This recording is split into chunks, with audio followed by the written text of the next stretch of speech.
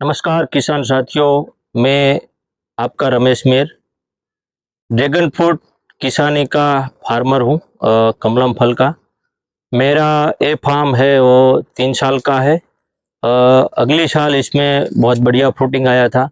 मगर जो मेरा एरिया है वो ऐसा एरिया है कि सौराष्ट्र गुजरात में सौराष्ट्र का जो एरिया होता है जिसमें सुरेंद्रनगर डिस्ट्रिक्ट पड़ता है और नेशनल हाईवे पे तहसील साइला और गांव डोलिया है।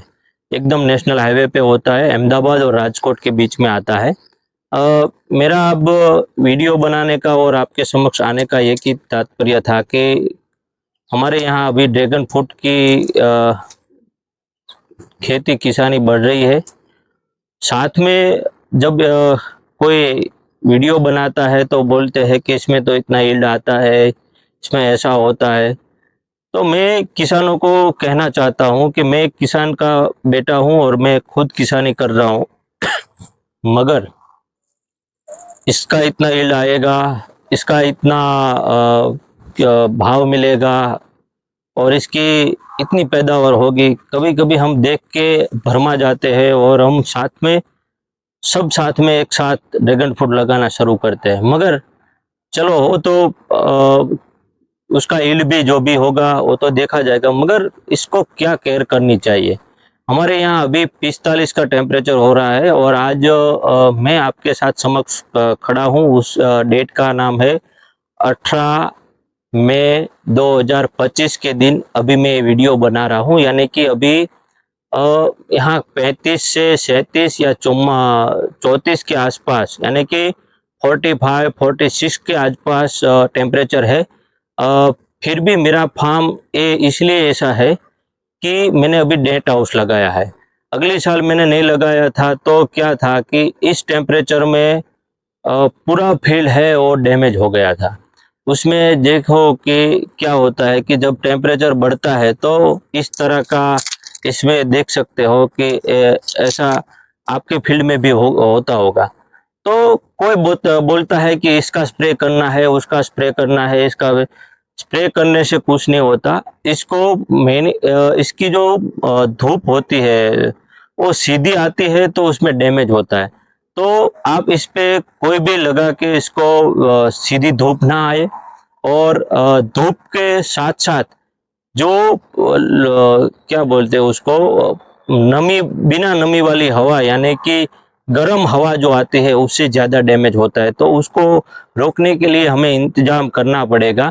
अगर हम थोड़ा सा भी ड्रैगन फ्रूट का जो भी फार्मिंग करते हैं, बढ़िया करते हैं या छोटे वाले करते हैं, मगर ये करने की आपकी तैयारी है तभी आप ड्रैगन फ्रूट लगाए।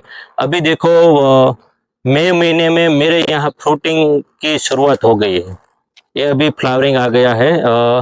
2-4 दिन पहले ही आप देख सकते हो कि अभी फ्रूटिंग मेरे यहाँ चालू हो गया है। सौराष्ट्र में मैं चाहता हूँ कई फार्म हो गए, कहीं भी फार्म हो गए, मगर मैंने जब ये इन्वायरमेंट किया, ये पूरी नेट हाउस का किया, उसके ऊपर फोगल लगाया, यानी कि जो बाहर का टेम्परेचर है और अंदर का टेम्परेचर है, नॉर्मली टेम्परेचर रहेगा तो आपका ड्रैगन फ्रूट में यील्ड भी ज़्यादा होगी और आपका जो फार्म है उसको कोई डैमेज भी नहीं होगा।